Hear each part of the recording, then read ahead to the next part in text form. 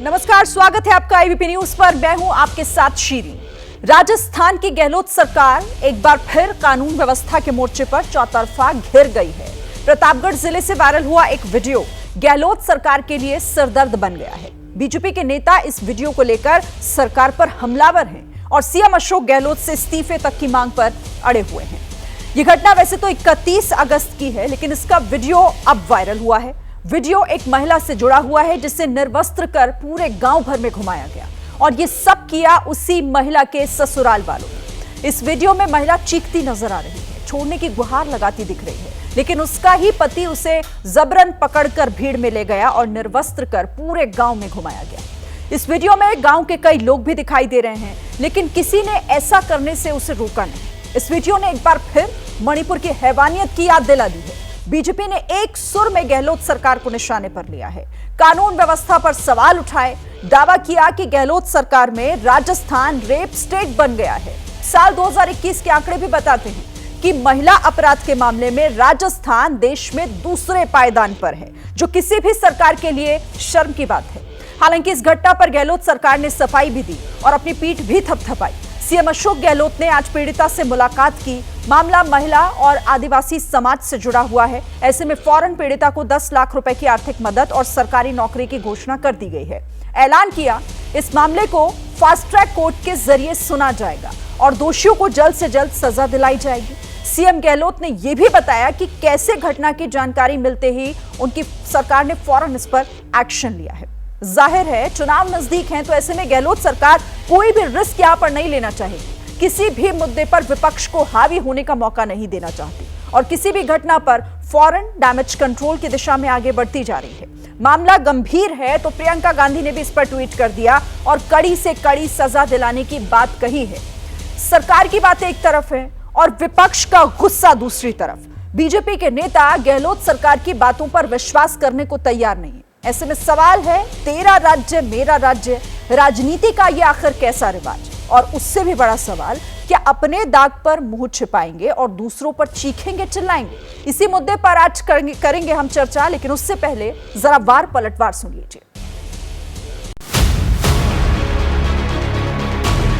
सभी लोगों के रक्षा के लिए यह प्रदेश जाना जाता था, देश की रक्षा के लिए यह प्रदेश जाना जाता है।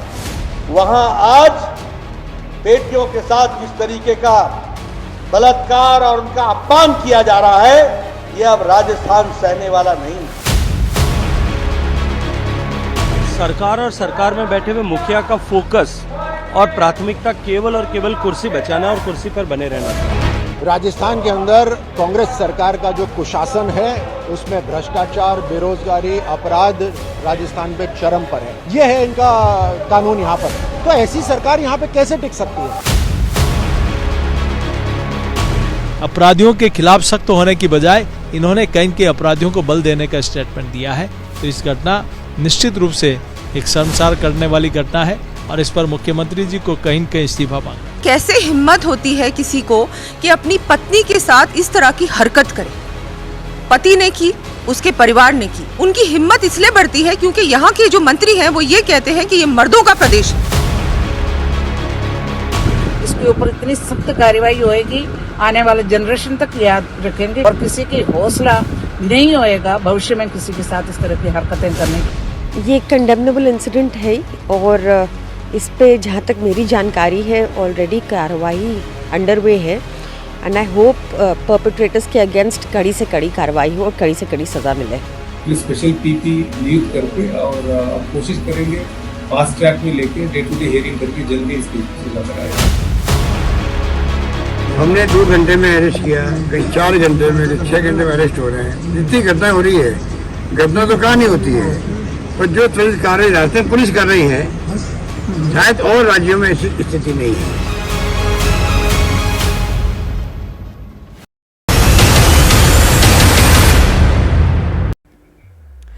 तो देखिए, चौतरफा इस वक्त राजस्थान की गहलोत सरकार घिरती हुई दिखाई दे रही है। भले ही अब वो कह रही हो कि हमने फौरन इसमें कार्रवाई की है, हमने इस पूरे मामले को हम देख रहे हैं और जिस तरीके से मामला दर्ज कर कार्रवाई हो भी रही है, गिरफ्तारियां भी हुई हैं। ऐसे में सवाल अब ये उठता है कि क्या इतना भर काफी है? क्योंकि आंकड़े लगातार ये बता रहे हैं कि राजस्थान में कानून व्यवस्था का हाल किया है। इस पर बात करने के लिए हमारे साथ कई खास मेहमान जुड़ गए हैं। सबसे पहले मैं आपका एक एक करके परिचय करवा दूं। हमारे साथ बीजेपी की प्रवक्ता राखी राठौर इस वक्त हमारे साथ जुड़ गई हैं। आप देख रहे हैं स्वर्णिम चतुर्वेदी प्रवक्ता कांग्रेस हमारे साथ इस वक्त हैं। राजेश गुप्ता आम आदमी पार्टी के प्रवक्ता हमारे साथ जुड़े हुए हैं। एमएलए भी हैं और साथ ही पंकज शर्मा वरिष्ठ पत्रकार हमारे साथ जुड़े हुए हैं और हमारे साथ हर्षवर्धन जी को भी आप देख रहे हैं, वो भी हमारे साथ जुड़े हुए हैं। बहुत बहुत स्वागत आप सभी का हमारे साथ जुड़ने के लिए और इस चर्चा में शामिल होने के लिए। सबसे पहले बात, क्योंकि देखिए राजस्थान में सरकार है कांग्रेस की और चौतरफा वही घिरी हुई है, तो स्वर्णिम जी पहला सवाल आपसे ही, आपका ये कह देना कि देखिए हमने तुरंत फौरन इस मामले में कार्रवाई की, लेकिन सवाल तो ये उठता है ना कि इतनी हिम्मत कैसे हो जाती है लोगों के अंदर? क्या राज्य में कानून व्यवस्था वाकई संभालना, वहां पर बनाकर रखना इतना मुश्किल हो रहा है कि आंकड़े ये गवाही दे रहे हैं कि किस तरीके की व्यवस्था इस वक्त राज्य भर में है? देखिए श्रीन, मैं आपको एक बात बताना चाहूंगा। जनता पार्टी के नेता आरोप लगाए, जब इन आरोप लगा सकते हैं, लेकिन सबसे बड़ी बात यह है कि अगर आप वास्तविक तथ्य देखेंगे तो यही भारतीय जनता पार्टी की सरकार की, चूंकि आपने कहा कि हम क्या कार्रवाई कर रहे हैं, तो कार्रवाई सिर्फ अपराधी के खिलाफ नहीं कर रहे, बल्कि बलात्कार के मामलों में जो बीजेपी की पूर्ववर्ती शासन में 274 दिन इन्वेस्टिगेशन में एक ऑन एन एवरेज लगता था, आज 57 दिन में इन्वेस्टिगेट करके जेल के सीटों के पीछे पहुंचा करके सजा दिलवाते हैं अपराधियों को। उसका परिणाम है कि आज महिलाओं के प्रति जो दुष्कर्म के अपराध हैं उनमें 5.40% की कमी आई है। नंबर एक राजस्थान को, हमारी यहाँ के राजस्थान के बीजेपी के नेता कहते हैं नंबर 1 है मध्य प्रदेश। और अगर आप ये महिलाओं के प्रति जो अपराध होते हैं उसमें देखें तो आसाम नंबर 1 है, उसके बाद हरियाणा का नंबर आता है, फिर मध्य प्रदेश का नंबर आता है। जी, ये बात आपकी बिल्कुल परे जा रही है। कैसी तुलना? मतलब आप ये कह रहे हैं कि आप दूसरे राज्यों को देख लीजिए, हमारे यहाँ तो फिर भी कम हो रहे हैं, मतलब कम हो रहे हैं इसीलिए आप लोग खुश हो रहे हैं? कैसी बात कर रहे हैं स्वर्णिम जी? हमारी गवर्नेंस का परिणाम है कि हमारे यहाँ हम अपराधों को कम करने में सफल रहे। और सबसे बड़ी बात मैं आपको बताना चाहता हूं कि संवेदनशीलता है। हमारे मुख्यमंत्री तमाम कार्यक्रम छोड़ करके गए। हाँ, एक सामाजिक कुरीति है जिसमें एक पति, कौन सोच सकता है कि एक पति ही अपनी पत्नी को निर्वस्त्र करके घुमाए, लेकिन आप देखिए भारतीय जनता पार्टी के जब नेता आरोप लगाते हैं तो उनको जवाब देना चाहिए कि उनके शासन में क्यों बलात्कार के अपराधों में 274 दिन लग जाते थे इन्वेस्टिगेट करने में, क्यों 35% अपराध जो है कोर्ट के द्वारा दर्ज होते थे। आज हमारे यहाँ पे एक अपराध दर्ज होता है, पुलिस थाने में कोई जाएगा वो अपराध दर्ज होगा, लेकिन भारतीय जनता पार्टी ये जवाब नहीं देगी। और सबसे बड़ी बात ये मैं आपको बताना, लेकिन तुलना करना कहीं भी ठीक नहीं है, इस बात को आप समझिए। तुलना नहीं, हम अपनी गवर्नेंस की बात। राखी राठौर जी, जब खुद के गले में ये बात फंसती है तो फिर आप कुछ नहीं कहते, लेकिन अब क्योंकि मामला राजस्थान का है, मामला कांग्रेस सरकार का है, तो इतनी हाय तौबा।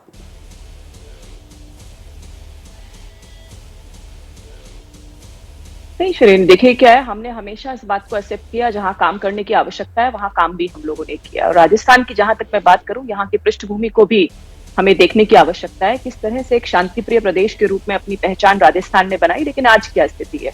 स्वर्णिम जी बहुत सारी बातें कर रहे हैं और स्वर्णिम जी मैं आपसे निवेदन करूंगी कि एक नागरिक होने के नाते राजस्थान के सबसे पहले संवेदना अपन को उस बच्ची के लिए होनी चाहिए। और इस तरह के जब अपन ट्रिवियल स्टेटमेंट्स देते हैं, एक्सक्यूजेस देते हैं, तो अपराधियों का मनोबल नहीं बढ़ता क्या?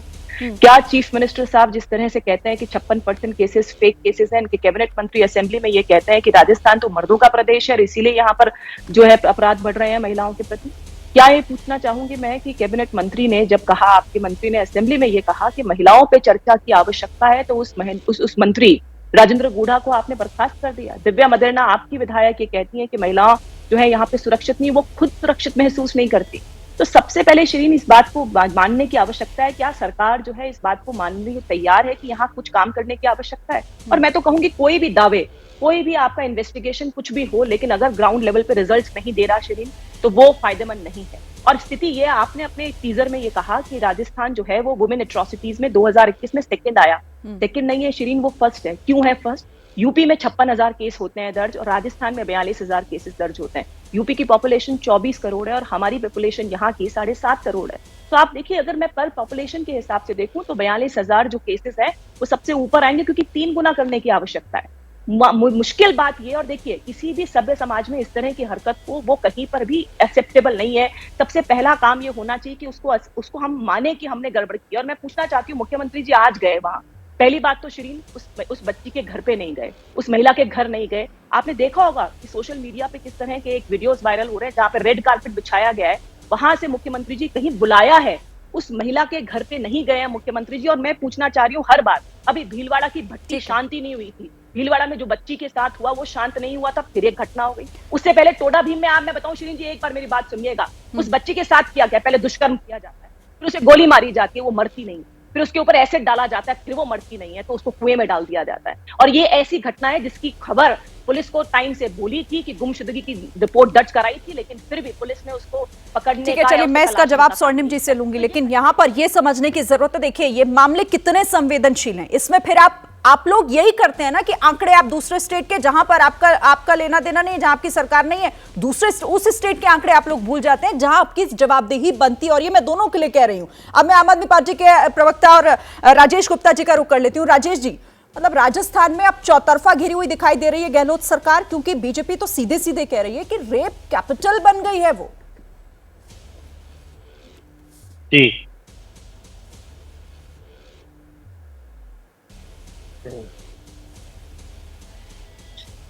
तो देखिए, मैं ऐसे जो ये स्टेटमेंट्स होती हैं रेप कैपिटल ये वो, इनमें नहीं जाना चाहता। मैं बड़ा सिंपल सा अपनी पार्टी का एक पक्ष रखना चाहता हूँ। बिल्कुल साफ सी बात है, और कि कहीं भी ऐसी घटना होती है किसी भी राज्य में, किसी की भी सरकार हो, मेरी पार्टी इस बात का घंघोर विरोध करती है और ये कहती है कि ऐसे हालात ही नहीं पैदा होने चाहिए, बल्कि एक मुख्यमंत्री को, सरकार को एक ऐसे माहौल पैदा करने चाहिए कि ऐसी घटनाएं हो ही ना। अगर आप देखें तो मैं आपको थोड़ी सी पृष्ठभूमि आम आदमी पार्टी की बताता हूँ, क्योंकि मैं खुद उस थिएटर से आता हूँ जिसने उस बच्ची को वो नाम दिया था दामिनी। उसका असली नाम दामिनी नहीं था, लेकिन हमने दिया था और हमने गली गली में जाके नुक्कड़ नाटक करे और लोगों को ये समझाने की कोशिश करी कि हमारे घरों में हो सकता है, हमारे पड़ोस में हो सकता है, तो समाज में बदलाव की जरूरत है। तो पॉलिटिकल पार्टीज को एक माहौल पैदा करना पड़ेगा, चाहे वो नुक्कड़ नाटक के जरिए लोगों में करे, सामाजिक चेतना करे और कानून को इतना सख्त बना दे कि अगर कोई ऐसा करता है तो उसके हाथ पर कांपे कि उसका जीवन नष्ट हो जाएगा।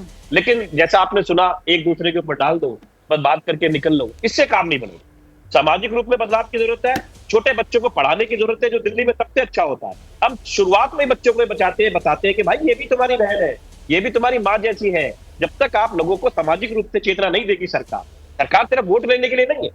सरकार पानी बिजली की बात तो करती है, लेकिन आने वाली चीजों के समाज की भी जरूरत है कि एक स्वस्थ समाज की स्थापना हो, जहाँ पे मैं जब आपको देखूं तो वो मुमकिन कैसे होगा? सवाल तो यही है ना राजेश जी, क्योंकि यहाँ तो कोई भी इस तरह की घटना सामने आ जाए, बजाय इसके कि इस पर विचार हो कि ये रोका कैसे जाए, विचार इस पर होता है कि आरोप कैसे लगाया जाए और फिर उसके बचाव में हमें क्या कहना है। पंकज शर्मा जी,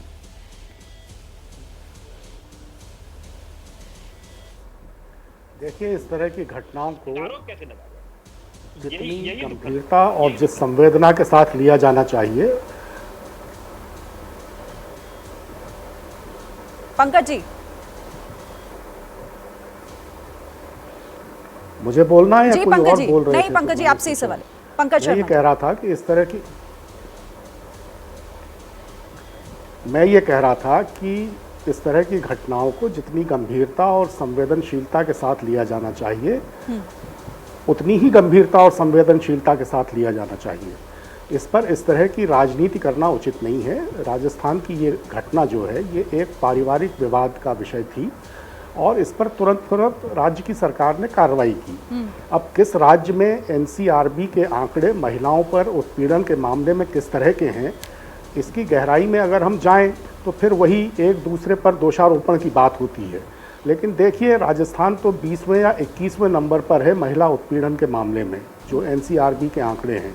बहुत ऊपर राज्य हैं, आंध्र प्रदेश है, गुजरात है, मध्य प्रदेश है, हरियाणा है।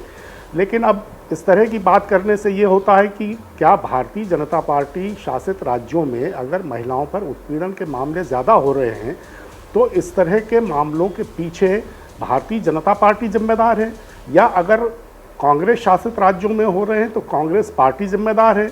अभी यहाँ कहा जा रहा था कि ये इसलिए होता है कि कुछ राजनीतिक तरह के बयान देते हैं। ये एक सामाजिक, हमारे समाज के भीतर के दोष हैं जिन पर दूसरी तरह से विचार किया जाना चाहिए, बजाय इसके कि इस पर राजनीति हो। 3-4 घंटे के अंदर सारे अपराधी बिल्कुल सही आपकी, लेकिन इसका मतलब ये नहीं हुआ ना पंकज शर्मा जी कि हम सरकार को कह देंगे कि नहीं आपकी कोई जिम्मेदारी नहीं है। कानून व्यवस्था को मैनेज करना, बहाल करना किसी भी राज्य में, वो किसकी जिम्मेदारी होती है? वो तो राज्य सरकार की है ना। ये पहलू दोनों जरूरी हैं। हाँ, जिम्मेदारी राज्य सरकार की होती है, जिम्मेदारी राज्य सरकार की होती है, जिम्मेदारी अलग अलग राजनीतिक दलों के नेताओं की भी होती है।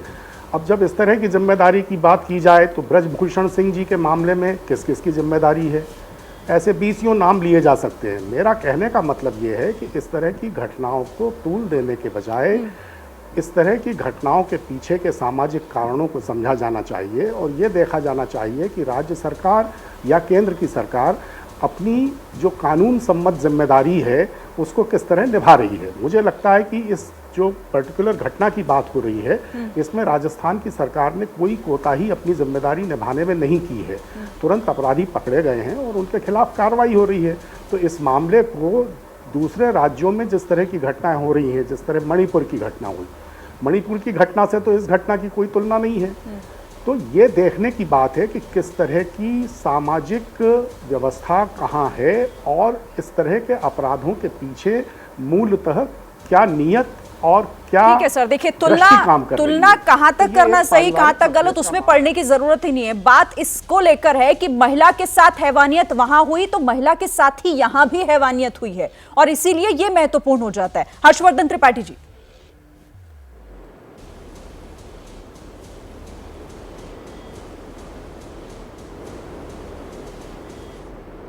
नहीं शिरीन, मुझे समझ में नहीं आ रहा है कि हम लोग अचानक इतने दार्शनिक कैसे हो सकते हैं। और मणिपुर में जो हो रहा था लगातार हो रहा था, अचानक एक वीडियो आया और हम सब की अंतरात्मा हिल गई। हम सब के लिए वो एक ऐसा विषय हो गया जिससे आप नजरें नहीं चुरा सकते। राजस्थान से ऐसे वीडियो एक के बाद एक लगातार आए। ये पहली बार नहीं है। प्रतापगढ़ में जो हुआ ये पहली बार नहीं है। उसके पति ने किया, उसके परिवार वालों ने किया, जो मानसिकता है वो सामने आई। लेकिन एक मामला नहीं है, अलवर, भीलवाड़ा, जयपुर, जोधपुर। आप राजस्थान के अगर पिछले साल 2 साल के आंकड़े निकालें, और मैं कहता हूं आंकड़े छोड़िए ना, आप उस तरह के वीडियो जैसा मणिपुर का एक वीडियो आपको हिला देता है। आप चाहते हैं कि संसद का विशेष सत्र होना चाहिए, चर्चा होनी चाहिए, आप चाहते हैं कि प्रधानमंत्री जवाब दें, लेकिन जैसे ही राजस्थान का मसला आता है सबको दर्शन सूझने लगता है। क्या महिलाओं की इज्जत के लिए, महिलाओं की जो कहें कि उनकी प्रतिष्ठा कायम रखने के लिए, उनका सम्मान बचाए रखने के लिए भी हमें भाजपा और कांग्रेस की सरकार देखकर करना होगा? बिल्कुल। और जब हम कहते हैं कि कार्रवाई हो गई, कितनी बार कार्रवाई हो गई, ये सचमुच बड़ी चिंता की बात है। अशोक गहलोत जिस कैजुअल अंदाज में राजस्थान में महिला अपराधों पर बात करते हैं वो चिंता की बात है। इतने कैजुअल अंदाज में कोई मुख्यमंत्री नहीं करता, और वो चाहे दंगे हो या फिर महिलाओं और दलितों के खिलाफ अपराध हो, उसमें अशोक गहलोत का परमानेंट यही व्यवहार रहता है। और उसके बाद वो कहते हैं कि देखिए हमने सब कुछ कर दिया, सब हमारे ऊपर आरोप लगा रहे। अरे देश के दूसरे राज्यों में भी कोई भी ऐसी ही एक घटना होती है और उसके बाद मीडिया से लेकर हर कोई उसी तरह से प्रतिक्रिया देता है, लेकिन वहां किसी मुख्यमंत्री का यह साहस नहीं होता कि वो कहे कि प्रधानमंत्री और गृह मंत्री बोले दूसरे राज्यों में क्या हो रहा है। किसी का यह साहस नहीं होता। मुझे लगता है शर्मसार करने वाली घटना है, और अशोक गहलोत का राजस्थान प्रशासन कितना निष्क्रिय है, किस तरह से उसकी पकड़ कमजोर हुई है, उसको बहुत स्पष्ट तौर पर दिखाता है। ठीक है, मैं जवाब ले लेती हूँ। स्वर्णिप जी, हर्षवर्धन जी को आपने सुना, ये दोहरा मापदंड क्यों? बेटी तो बेटी होती है, महिला महिला होती है। इस राज्य में अपराध हो रहा है या दूसरे राज्य में अपराध हो रहा है? देखिए शिरीन, मैं बिल्कुल हर्षवर्धन जी के बात का जवाब देना चाहता हूँ कि मणिपुर की घटना और राजस्थान की घटना को आप कैसे एक कर सकते हैं। यहाँ राजस्थान की घटना में, राजस्थान में किसी भी अपराध को लेकर के किसी को हमने मौका नहीं दिया कि कोई एक आरोप लगा सके कि अपराधी खुले घूम रहे हैं, अपराधियों के खिलाफ कार्रवाई नहीं हुई। भारतीय जनता पार्टी हो, आम आदमी पार्टी हो या हर्षवर्धन जी जैसे सोशल एक्टिविस्ट, कोई ये आरोप या आंदोलन नहीं चला सका कि हमने कार्रवाई नहीं की हो। लेकिन सबसे बड़ी बात यह आश्चर्य की बात है, स्वर्णिम जी, कार्रवाई का मौका ही क्यों दे रहे हैं आप लोग? एक के बाद एक आप देखिए ना, राजस्थान के शहर दर शहर किस तरीके से ऐसी घटनाएं बढ़ रही हैं, उन पर रोक लगाइए ना। मैं उसी का आपको जवाब दे रहा हूं। हमारी गवर्नेंस का ही परिणाम है। आज जो आरोप लगा के नंबर 1 नंबर 2 बताना चाह रहे हैं, मैं आपको कह रहा हूं नंबर 6 पर है अगर प्रति लाख आप जनसंख्या पे लें। और हमारी गवर्नेंस का ही परिणाम है कि आज हम जो इन्वेस्टिगेशन का टाइम हमने कम किया 274 दिन, और कहां 57 दिन में हम इन्वेस्टिगेट करते हैं। तो ये आंकड़े बताते हैं कि हमारी गवर्नेंस है। भारतीय जनता पार्टी के शासन में 35% रेप के केस कोर्ट से दर्ज होते थे, आज नहीं होते हैं। एक मिनट, ये गवर्नेंस है नहीं, ये गवर्नमेंट है आपकी। मतलब मणिपुर में जो कुछ हुआ, हम तुलना देखिए, किसी भी घटना से दूसरी घटना की तुलना नहीं करनी चाहिए, मैं कह रही हूं। लेकिन यहाँ आप ये समझिए ना, निर्वस्त करके घुमा दिया गया, ये वीडियो वायरल हुआ, उसके बाद कार्रवाई होती है, ठीक है, बहुत बेहतर की आपने और करना भी चाहिए आपको। लेकिन हिम्मत हो रही है ना लोगों के अंदर, हिम्मत हो रही है ना महिलाओं के प्रति अपराध करने की वहां पर। मैं बिल्कुल अपराध की निंदा नहीं कर रहा शिरीन, मैं ने सारे कार्यक्रम छोड़े और वहां गए और भारतीय जनता पार्टी के तमाम नेता जो जहां बैठा है वहां से बयानबाजी करके केवल अपनी राजनीति चमका रहा है। और घटनाएं बता दीजिए आप जिस भी प्रदेश में हुई। मैं हर्षवर्धन जी से पूछ रहा हूं, क्या प्रधानमंत्री या गृह मंत्री वहां पे पीड़ितों से मिलने मणिपुर गए?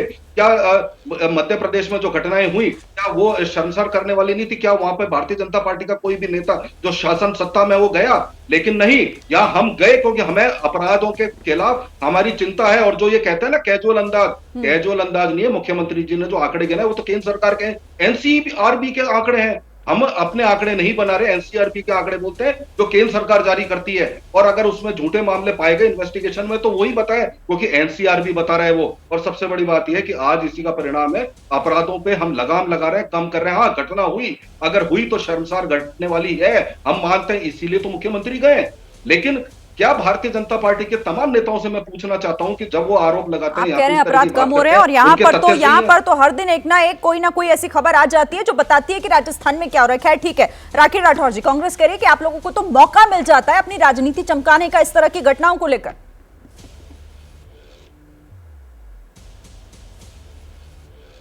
देखिए, लगातार जिस तरह के एक्शन की बात अभी स्वर्णिम जी कह रहे थे, वो एक्शन तभी ग्राउंड लेवल पर प्रॉब्लम इम्प्लीमेंट प्रॉपर होंगे, उनका जो असर है वो ग्राउंड पे तभी नजर आएगा जब केसेस कम हो। और केसेस तो कम हो नहीं रहे। अभी ये बहुत बड़ी बड़ी बातें कर रहे थे कि हमने हर केस के अंदर इन्वेस्टिगेशन की। मैं पूछना चाहती हूँ, जब प्रियंका वाड्रा जी राजस्थान आई थी रणथंभौर अपना बर्थडे मनाने के लिए, तब उस समय पड़ोस में ही अलवर में एक मूक बकीर बच्ची का रेप हो जाता है। वो पुलिया के ऊपर जो है उसके ऊपर बस से उतर करके उसके रेप किया जाता है। उसका अभी तक अपराधी पकड़ा नहीं गया है। पकड़ा इसलिए नहीं गया है क्योंकि एक्शन हम लेना नहीं चाहते। 7 दिन बाद हमने लगातार कहा सीबीआई में इसकी जांच दी जाए, लेकिन 7 दिन बाद उस पूरे पुलिया को धुलवा करके इनसे कुछ हुआ नहीं। और उसके बाद इन्होंने जो है वो जो इन्वेस्टिगेशन है वो सीबीआई को दी, जब जांच की सारी जो तथ्य थे उनको हटा दिया गया। अब दुष्कर्म के केसेस की ये बात करते हैं, 56% केसेस। मैं पूछना चाहती हूँ शिरीन, मुख्यमंत्री जी 56% केसेस के लिए कह तो देते हैं कि ये झूठे केसेस हैं, लेकिन उन केसेस पे एक्शन लेने के लिए, फेक इंफॉर्मेशन देने के लिए आईपीसी में जो धारा 182 है, वो जो है सेक्शन 182 है, उसमें प्रोविजन है। उस प्रोविजन के माध्यम से कितने लोगों पे इन्होंने एक्शन लिया झूठे केस दर्ज कराने के लिए, मुझे बताएं। जो कैबिनेट मंत्री ये कहता है कि राजस्थान जो है वो मर्दों का प्रदेश है, उस पर कोई एक्शन नहीं लिया जाता और इसीलिए अपराधी जो है वो लगातार जो है उनके जो इनके जो उनको उत्साह वर्धक होता है ये चीज की, ठीक है यहाँ के लोग तो ऐसे ही करते हैं। और ये बताइए मुझे कि कैबिनेट मंत्री जो है इनके महेश जोशी जी, उनके बेटे के लिए जब दुष्कर्म पीड़िता को एफआईआर दर्ज करानी पड़ती है तो वो दिल्ली जाकर लेकिन इस मामले में तो वो कह रहे हैं ना कि देखिए हमने कितनी जल्दी कार्रवाई की है, हमने मामला खुद से दर्ज कर लिया, हमने गिरफ्तारी भी कर ली है इस मामले में, फास्ट ट्रैक में मामला भेजने की तैयारी भी कर ली है। वो तो खुद ही कह रहे हैं मीडिया में। शिरीन, 24 घंटे बाद किसी ने इंफॉर्मेशन दी एसपी को, पुलिस ने नहीं निकाला इसको, किसी ने इंफॉर्मेशन दी है एसपी को कि इस तरह का एक वीडियो चल रहा है जो कि यहाँ का बताया जा रहा है प्रतापगढ़ का, और उसके बाद एक्शन हुआ है। उससे पहले कोई एक्शन नहीं हुआ है। और अभी तक भी जो बातें कर रहे हैं आपके टीवी चैनल पे रेड कारपेट नजर आ रहा है क्या आपको स्वर्णिम जी? ये रेड कारपेट पे चलते हुए मुख्यमंत्री जी को शर्म नहीं आई क्या? उन्होंने इतनी मैं जवाब ले लूं जल्दी से, फिर बाकियों के पास जाती हूँ। स्वर्णिम जी फटाफट जवाब दीजिएगा इसका, ठीक है? स्वर्णिम चतुर्वेदी, ठीक है, राकेश जी 1 मिनट। हाँ, आपकी उन्होंने अलवर की घटना का जिक्र किया, कोई हमने अब जांच नहीं हो रही, अब कोई आंदोलन नहीं हो रहा कि सीबीआई ने इंक्वायरी भी शुरू ही नहीं की है। आपको आश्चर्य होगा, सीबीआई ने इंक्वायरी शुरू नहीं की उस केस में जिसके लिए आंदोलन कर रहे थे, लेकिन आज आंदोलन नहीं हो रहा। आज ये बड़ी बड़ी बातें कर रहे हैं। हम आंकड़े गिनाते हैं एनसीआरबी के, कहाँ है वो एनसीआरबी के आंकड़े? क्यों इनके शासन में केस दर्ज नहीं होते थे महिलाओं के? क्यों इनके शासन में इन्वेस्टिगेशन नहीं होता था पीड़िताओं का? ये तो इनको जवाब देना चाहिए। लेकिन बिल्कुल दर्ज होते थे। शिद्दत से मैं पूछना चाहता हूँ कि जब एक अपराध बता दें जिसके खिलाफ आंदोलन करने का, क्या राजस्थान में राजस्थान जो है वो मर्दों का प्रदेश है? हमारे यहाँ कोई ये नहीं कहता था कि 56% लगाता हूँ हमारे यहाँ एक एक करके प्लीज राकेश जी, स्वर्णिम जी, एक एक करके, यहाँ तक कि हमारी जो सांसद ओवरलैप नहीं प्लीज। रंजिता कोहली जी पे भी 2 बार अटैक हुआ, नहीं आप लोग प्लीज एक एक करके बात रखिए, ऐसे कोई सुन नहीं पा रहा। एक एक करके जल्दी से स्वर्णिम जी खत्म कीजिए अपना जवाब। बात कहता हूँ,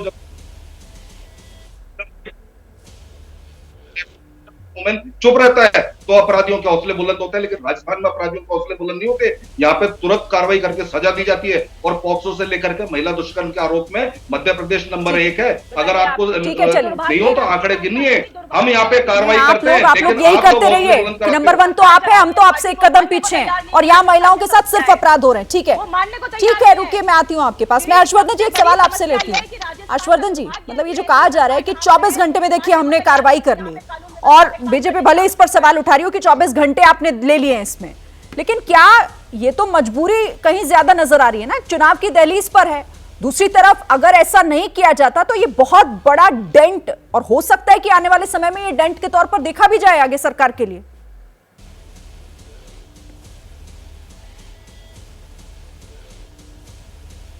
नहीं शिरीन, मुझे ये बताइए, क्या इस तरह के जघन्य अपराध के बाद भी कोई पुलिस या कोई सरकार बिना अपराधियों को पकड़े रह सकती है क्या? ये गुंजाइश भी है क्या स्वस्थ समाज में? यहां तक कि जिस मणिपुर के वीडियो की बात की जा रही है, उस वीडियो के इस तरह से वायरल होने के बाद वहां भी पहले 1, फिर 2, फिर 6, फिर 8 अपराधी पकड़ लिए गए।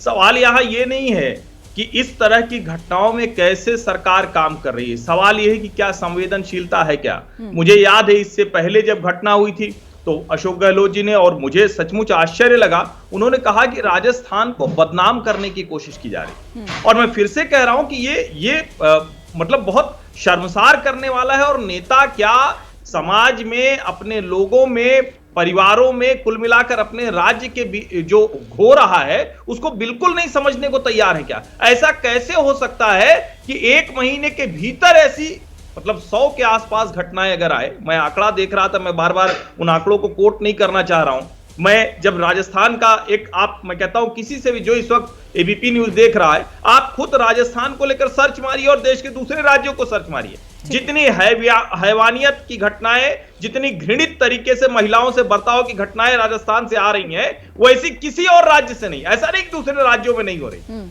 और ऐसे में जब वहां के मुख्यमंत्री, वहां के मंत्रियों का बयान आता है, जो मैं फिर कह रहा हूं कि बहुत शर्मसार करने वाला होता है। कोई राजस्थान आंकड़े दिखा भी रहे हैं, सर वो आंकड़े अपने दिखा भी रहे हैं कि आखिर कैसे ये साल दर साल बढ़ रहे हैं, और राजस्थान में भी कोई कम नहीं हो रहे हैं। भले यहाँ स्वर्णिम जी कह रहे हो कि हम तो कंट्रोल कर रहे हैं, लेकिन वो जमीन पर कहीं दिखाई नहीं देते। राजेश जी, जो हर्षवर्धन जी ने यहाँ पर कहा कि इस तरह के हल्के बयान देकर आप बच नहीं सकते अपनी जिम्मेदारी से। गहलोत अगर ये कह रहे हैं कि हमें और हमारे राज्य को बदनाम करने की कोशिश की जा रही है, तो क्या इससे पल्ला झाड़ लिया जाएगा और ये मान लिया जाएगा?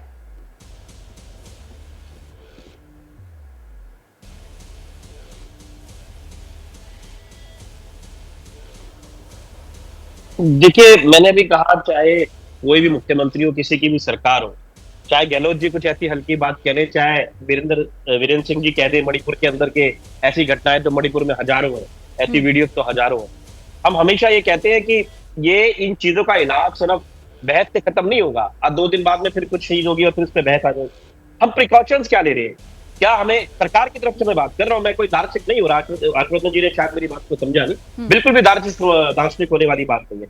बहुत सख्ताई से हमें अपने बच्चों को ये समझाना पड़ेगा कि हम कैसे समाज को बना रहे हो। सरकार की जिम्मेवारी है कि वो स्कूल से एक बात की शुरुआत करे और एक माहौल ऐसा पैदा करे कि समझाए कि ये क्या करने जा रहे हैं, इससे क्या होता है, और वो अपनी बहन बेटी है जिसके साथ तुम नहीं कर रहे हो। बात नंबर 1। बात नंबर 2, अगर कहीं हो जाता है तो हो जाने के बाद में एक स्टेट के, देखिए दिल्ली में तो आप जानते हैं कि इतनी कानून बनाने की पावर हमारे पास नहीं है, लेकिन जिसके पास में भी पावर है, अगर राजस्थान में तो पूरी पावर है, मणिपुर में पूरी पावर है, तो ऐसा एक एग्जाम्पल सेट होना चाहिए कि आने वाले समय में रूह कांपे लोगों की, माए अपने बच्चों को समझाए, बाप अपने बच्चों को समझा दे, भाई समझाए कि एक नजर उठा के भी लड़की को मत देखना गलत नजर से, नहीं तो सरकार तुम्हारी आंखें निकाल देगी। बिल्कुल दार्शनिक होने की जरूरत नहीं है, बल्कि दुनिया को बताने की जरूरत है कि अगर जहां बहन बेटी, वैसे तो बड़ी बड़ी बातें करते हैं कि बहन बेटियों की जहाँ इज्जत होती है वो लक्ष्मी बसती है, तो ये कौन बताएगा? माँ बाप के अलावा समाज बताएगा, सरकार बताएगी। हर किताब में पहला पेज इस बात का होना चाहिए, जो अरविंद केजरीवाल जी, मनीष सिसोदिया जी कहते हैं कि अपनी बहन बेटी की इज्जत कैसी करनी है। लेकिन अगर यही होता रहेगा तो 2 दिन बाद फिर यही होगा। इसका एंड कब होगा? कोई दामिनी बनेगी, कोई उसके बाद में निर्भया आ जाएगी, रोज एक नई लड़की। सवाल तो यही है ना, इसका इलाज क्या है? क्योंकि ये इस तरह की घटनाओं को रोका कैसे जाए, इस पर तो बात ही नहीं होती। पंकज जी, इलाज क्या है आखिर, कैसे रुकेंगी ये घटनाएं?